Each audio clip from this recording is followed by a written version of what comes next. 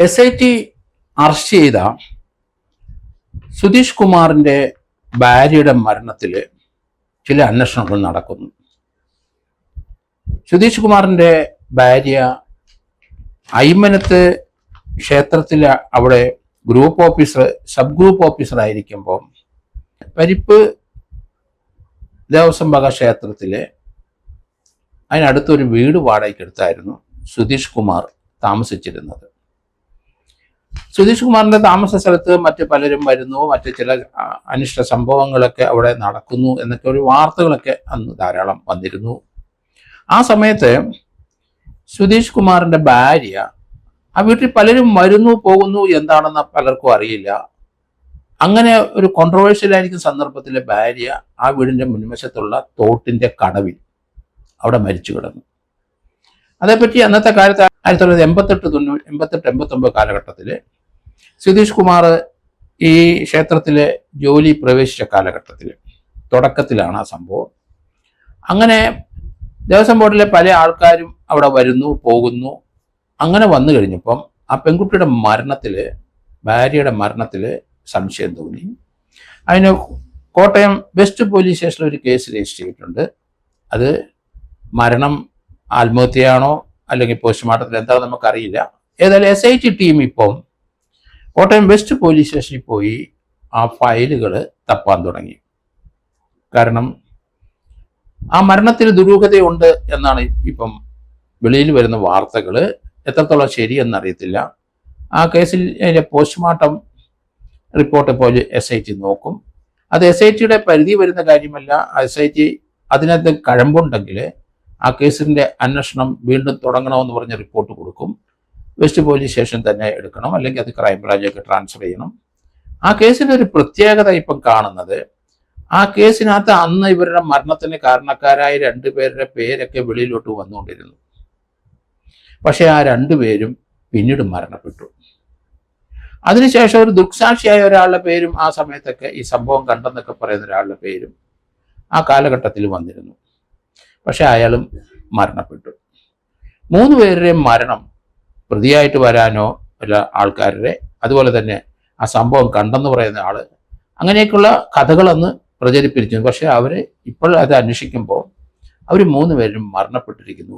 തെളിവ് നശിപ്പിച്ചതാകാം, അങ്ങനെ ആയിക്കൂടാന്നില്ല.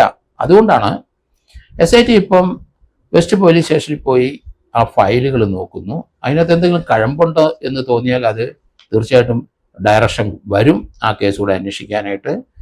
ആ പ്രതിയായി പറയാൻ അന്ന് സംശയിക്കുന്ന ആ മരണത്തിൽ, ആ പെൺകുട്ടിയുടെ മരണത്തിന് കാരണക്കാരായി പറയുന്ന 2 പേര് അവർ മരണപ്പെട്ടു. അതുപോലെ തന്നെ അതൊരു കൊലപാതകമാണോ, ആ മരണപ്പെട്ട സ്വാഭാവിക മരണമാണോ എന്നൊക്കെയുള്ള പ്രശ്നങ്ങൾ ഇനി ഉദിക്കുന്നുണ്ട്. ആ സംഭവം കണ്ടു എന്ന് പറയുന്ന ഒരാൾ പിന്നീട് മരണപ്പെട്ടു. അതെങ്ങനെ സംഭവിച്ചു? അതും ഒരു കൊലപാതകമാകാം. അപ്പം വളരെ വിശദമായ ഒരു അന്വേഷണം ഈ ദുരൂഹ മരണവും അതുമായിട്ട് ബന്ധപ്പെട്ട സാക്ഷിയായിട്ട് വരാൻ സാധ്യതയുള്ള, അല്ലെങ്കിൽ അതിനകത്ത് പ്രതിയായിട്ട് വരാൻ സാക്ഷിയുള്ള 3 പേരുടെ മരണത്തെപ്പറ്റിയും ഇനി അന്വേഷിക്കേണ്ടിയിരിക്കുന്നു. അത് ഈ സുധീഷിനെ ചോദ്യം ചെയ്ത് കഴിഞ്ഞപ്പോഴാണ് ആ കാര്യങ്ങൾ പുറത്തേക്ക് വന്നത്. ആ സമയത്ത് അവിടെ വന്നു പോകുന്ന ദേവസ്വം ബോർഡിന്റെ ഒരു കഥാപാത്രത്തിന്റെ പേര് പറയുന്നുണ്ട്. പക്ഷെ അയാളെ വിളിക്കുന്നത് ഡയമണ്ട് എന്നാണ്. അങ്ങനെ ഒരാള് ആ കാലത്ത് പരിപ്പ് ദേവസ്വം വക ക്ഷേത്രത്തിന്റെ വാടക വീടിന്റെ അവിടെ ഇയാളുടെ വീട്ടിൽ വന്നു പോയിക്കൊണ്ടിരുന്നു. അയാളുടെ പേര് ഡയമണ്ട് എന്നാണ് നാട്ടുകാർ പറയുന്നത്. അത് ആരാണ്, ഇനി അറസ്റ്റ് ചെയ്ത ഏതെങ്കിലും പ്രതികളാണോ, ഇനി വരാൻ പോകുന്ന ഏതെങ്കിലും പ്രതികളാണോ, ഒന്നും വ്യക്തതയില്ല. പക്ഷെ ഒരു ദുരൂഹ മരണത്തെപ്പറ്റിയും SIT ഇപ്പം അന്വേഷിക്കുന്നുണ്ട്. അതിനകത്ത് കഴമ്പുണ്ടോ എന്ന് നോക്കുന്നുണ്ട്. അതിനകത്ത് സാക്ഷികളും അല്ലെങ്കിൽ പ്രതികളായിട്ട് വരാൻ സാധ്യതയുള്ളവരും അവരും മരണമടഞ്ഞു പോയി. അത് വളരെയധികം അന്വേഷണം വേണ്ട ഒരു ഏരിയയാണ്.